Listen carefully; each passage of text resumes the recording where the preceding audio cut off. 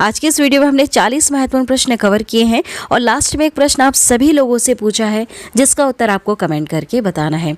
इस वीडियो में हम रिवीजन भी करने वाले हैं ताकि आपको जितने भी प्रश्न हमने कवर करवाए हैं सारे आपको याद हो जाएं। तो चलिए शुरू करते हैं सबसे पहले सवाल से। पहला सवाल है, मानव खोपड़ी में कितनी हड्डियां होती हैं? कितनी हड्डियां होती हैं? तो सही उत्तर होगा 8। मानव खोपड़ी में कितनी हड्डियां होती हैं? 8 हड्डियां होती हैं। अगला सवाल देखिएगा। अगला सवाल है, मनुष्य का हृदय कितनी बार धड़कता है? काफ़ी सिंपल सा सवाल है। सही उत्तर क्या होगा इसका? सही उत्तर ऑप्शन ए वाला, 72 टाइम्स धड़कता है 1 मिनट में। ठीक है, 1 मिनट में कितनी बार धड़केगा? 72 बार धड़केगा। अगला सवाल है, स्वस्थ मनुष्य की श्वसन दर लगभग कितनी है? कितनी है? तो सही उत्तर होगा 16 से 18 बार है। स्वस्थ मनुष्य की श्वसन दर कितनी है? 16 से 18 बार है। अगला सवाल है, मस्तिष्क का वजन कितना होता है? कितना होता है? सही उत्तर क्या होगा इसका? ऑप्शन डी वाला, 1350 से लेकर 1400 ग्राम इतना मस्तिष्क का वजन होता है। ठीक है, मनुष्य की बात करें हम, कितना वजन होता है? तो 1350 से लेकर 1400 ग्राम तक वजन होता है। अगला सवाल है, मानव शरीर में सबसे बड़ी हड्डी कहाँ होती है? काफ़ी ज़्यादा महत्वपूर्ण सवाल है और कई बार एग्जाम में पहले भी पूछा जा चुका है। देखिए सही उत्तर क्या होगा इसका? इसका सही उत्तर है फीमर। जांग में जो हड्डी होती है सबसे बड़ी, उसको फीमर कहा जाता है। यह मानव शरीर की सबसे बड़ी हड्डी है। क्या नाम है? फीमर। कहाँ पाई जाती है? जांग में। अगला सवाल देखिएगा, मानव शरीर में सबसे छोटी हड्डी कहाँ होती है? सबसे छोटी हड्डी कहाँ पर है? तो सही जवाब होगा इसका मध्य कर्ण में है। ठीक है, क्या नाम है जिसका? स्टेपिज नाम है। इस हड्डी का नाम क्या है? स्टेपिज। यह कहाँ है? मध्य कर्ण में है। सबसे छोटी हड्डी होती है मानव शरीर की। अगला सवाल है, मानव शरीर में सबसे मजबूत हड्डी कहाँ होती है? सबसे मजबूत की बात हो रही है, तो सही उत्तर क्या हो जाएगा? जबड़े की हड्डी। जो हमारा जबड़ा है, इसकी जो हड्डी है यह सबसे ज़्यादा मजबूत हड्डी होती है। अगला सवाल है, शरीर का सबसे कठोर तत्व कौन सा है?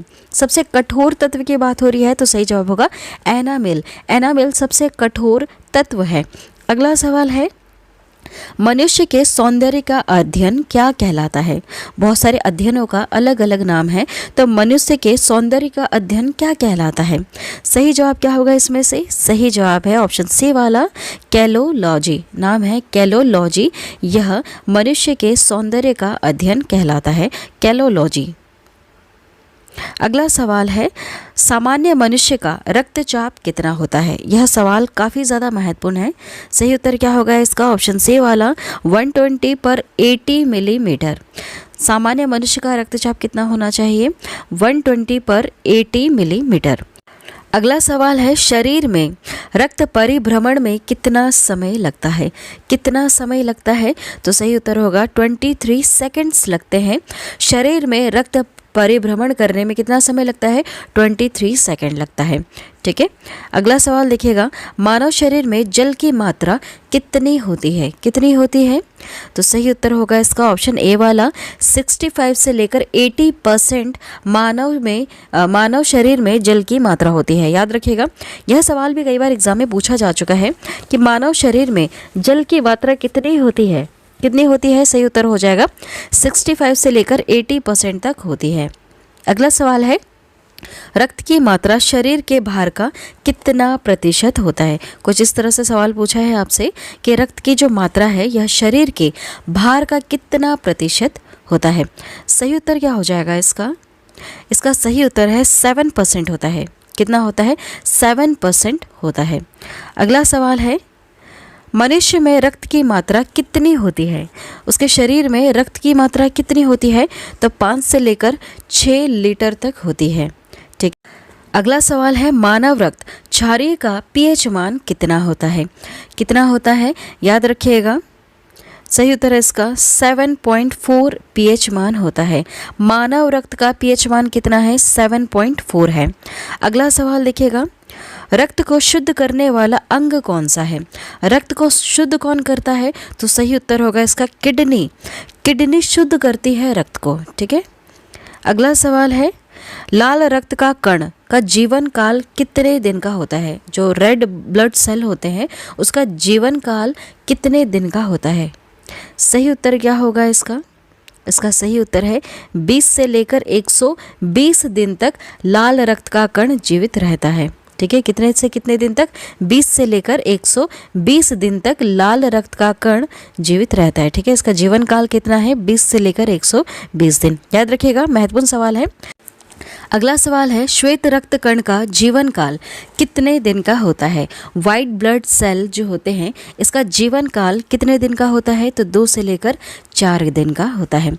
अगला सवाल देखिएगा, सर्वदाता रक्त समूह यूनिवर्सल डोनर कौन सा ग्रुप होता है?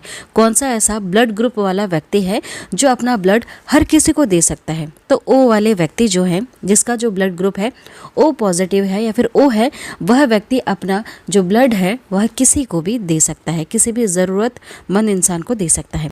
अगला सवाल पूछा है, सर्वग्राही रक्त समूह यूनिवर्सल रिसेप्टर कौन सा होता है?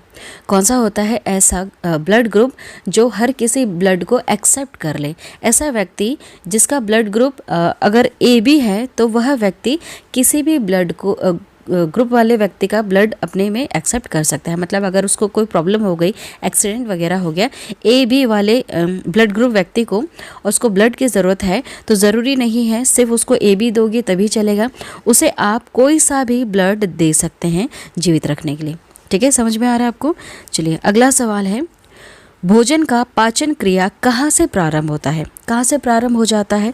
तो यह मुंह से ही प्रारंभ हो जाता है। जैसे ही आप खाना खाते हैं, मुंह से ही इसका जो पाचन क्रिया है, जो प्रोसेस होती है, वह शुरू हो जाती है। अगला सवाल है, पचे हुए भोजन का अवशोषण किस आंत में होता है? किस आंत में होता है? तो सही जवाब क्या हो जाएगा? छोटी आंत में होता है। जो छोटी आंतें हैं इसमें पचे हुए भोजन का अवशोषण होता है। अगला सवाल है, पित्त किस अंग द्वारा स्त्रावित होता है? किस अंग द्वारा स्त्रावित होता है? तो यह यकृत द्वारा स्त्रावित होता है।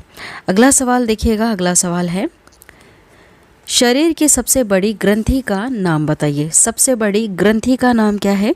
तो सही जवाब हो जाएगा इसका यकृत। लीवर जो है यह सबसे बड़ी ग्रंथि है हमारे मानव शरीर की। अगला सवाल है, शरीर का सबसे बड़ा अंग कौन सा होता है? सबसे बड़ा अंग क्या है? तो त्वचा है सबसे बड़ा अंग। अगला सवाल, सबसे छोटी ग्रंथि का नाम बताइए। सबसे छोटी ग्रंथि कौन सी है? तो सही उत्तर हो जाएगा इसका पिट्यूटरी ग्रंथि। ठीक है, पिट्यूटरी जो ग्लैंड है यह सबसे छोटी ग्रंथि है। अब बताइए सबसे बड़ी ग्रंथि कौन सी है? जस्ट अभी हमने नाम पढ़ा, तो यकृत जो लीवर है यह शरीर की सबसे बड़ी ग्रंथि है। सबसे छोटी कौन सी है? तो पिट्यूटरी ग्लैंड है। अगला सवाल है, रक्तचाप मापने का यंत्र कौन सा है? क्या कहते हैं हम उस यंत्र को जिससे रक्तचाप मापा जाता है? तो उसका नाम होगा ऑप्शन डी वाला स्फिग्मोमैनोमीटर। याद रखिएगा, क्या लिखा है? स्फिग्मोमैनोमीटर होता है रक्तचाप मापने वाले यंत्र का नाम। ठीक है, ये जितने भी यंत्र होते हैं सारे आप याद रखिएगा क्योंकि यहाँ से सवाल पूछे जाते हैं। एक और बार याद कीजिएगा, रक्तचाप मापने का जो यंत्र है उसका नाम है स्फिग्मोमैनोमीटर। अगला सवाल देखिएगा, मनुष्य में कितनी जोड़ी पसलियाँ पाई जाती हैं? कितनी जोड़ी पसलियाँ पाई जाती हैं? तो 12 जोड़ी पसलियाँ पाई जाती हैं। अगला सवाल है, शरीर में हड्डियों की कुल संख्या कितनी है? कितनी कुल हड्डियाँ हैं आपके शरीर में? 206। कितनी हड्डियाँ हैं? 206। अगला सवाल है, मांसपेशियों की कुल संख्या कितनी है? सही जवाब क्या होगा इसका? सही जवाब ऑप्शन ए वाला 639। टोटल कितनी मांसपेशियां हैं? तो 639 मांसपेशियां हैं। अगला सवाल है, लार में पाया जाने वाला एंजाइम कौन सा है? क्या कहते हैं उसको जो लार में एंजाइम पाया जाता है, उसका क्या नाम है? सही जवाब होगा इसका टाइलिन। क्या है? टाइलिन। लार में पाए जाने वाले एंजाइम को क्या कहते हैं हम? टाइलिन कहते हैं। अगला सवाल है, लिंग निर्धारण होता है जब भी बच्चा जन्म लेता है तो वह मेल है या फीमेल, यह किस चीज़ पर डिपेंड करता है? यह डिपेंड करता है पुरुष क्रोमोसोम पर। ठीक है, यह किस पर डिपेंड करता है? पुरुष के क्रोमोसोम पर डिपेंड करता है कि जो बच्चा होना है यह मेल होगा या फीमेल होगा। अगला सवाल है, मनुष्य के हृदय में कितने कोष्ठीय होती हैं? कितनी होती हैं? सही जवाब हो जाएगा 4 कोष्ठीय होती हैं। ठीक है, अगला सवाल देखिएगा। अगला सवाल है, शरीर में गुणसूत्रों क्रोमोसोम की संख्या कितनी है? काफ़ी महत्वपूर्ण सवाल है और कई बार एग्जाम में पूछा जा चुका है। सही उत्तर क्या होगा? सही उत्तर है इसका 46। शरीर में गुणसूत्रों क्रोमोसोम की संख्या कितनी है? तो 46 है। अगला सवाल है, शरीर की सबसे बड़ी कोशिका का नाम बताइए। इन चारों में से सबसे बड़ी कोशिका का नाम क्या है? सही उत्तर हो जाएगा इसका तंत्रिका तंत्र। तंत्रिका तंत्र जो है यह मानव शरीर की सबसे बड़ी कोशिका का नाम है। क्या नाम है? तंत्रिका तंत्र। अगला सवाल है, शरीर में अमीनो अम्ल की संख्या कितनी है? कितनी होती है? तो सही उत्तर होगा इसका 20 होती है। शरीर में अमीनो अम्ल की संख्या कितनी होती है? 20 होती है।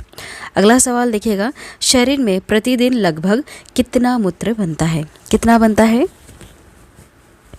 सही जवाब हो जाएगा इसका 1.5, 1.5 लीटर इसमें मानव शरीर में मूत्र बनता है।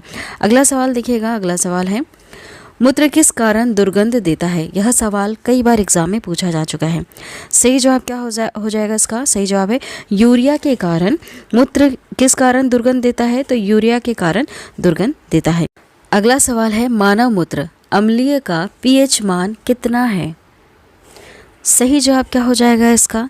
6। कितना है पीएच मान? 6 है। अगला सवाल, विटामिन ए संचित रहता है।